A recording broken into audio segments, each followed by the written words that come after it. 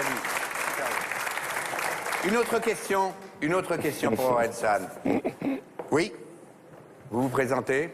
Bon, je m'appelle Yacine. Alors je propose de détendre un peu l'atmosphère, parce que pour moi Orelsan c'est pas que des clichés, c'est pas que l'adolescence, c'est pas. Donc je vais parler de quelque chose. Enfin, je vais me présenter de manière un peu différente. Ok. Donc j'attends un micro. Oui. Ben, vous l'avez le micro. C'est-à-dire, vous présentez de façon différente, c'est quoi? Je vais me présenter un rap. Et donc, la musique est où? Expliquez-nous. La musique est où? Elle est là. D'accord. Salut Aurel. Là, il faut. Salut. J'ai eu pas mal d'idées et au final ma présentation, je vais la faire en rap pour débiter plus d'informations.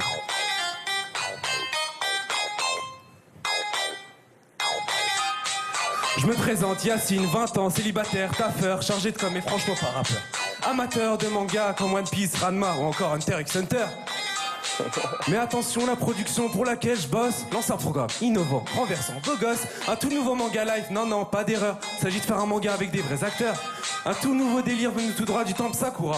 Un petit village qui revient un petit peu de Konoha. Où là-bas vivent nos deux héros Soja et Rave. Ils partent à l'aventure pour accomplir nos rêves. Comme nous, on part à l'aventure pour accomplir nos rêves. C'est qui? Super Soja. Quoi, t'entends pas le titre? C'est Super Soja.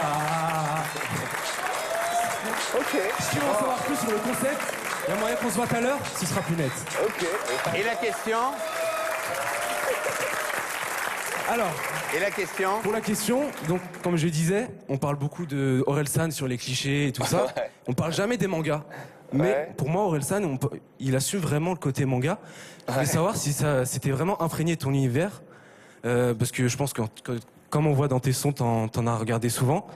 Et d'où est venue l'idée de parler du rap, des mangas dans le rap en fait?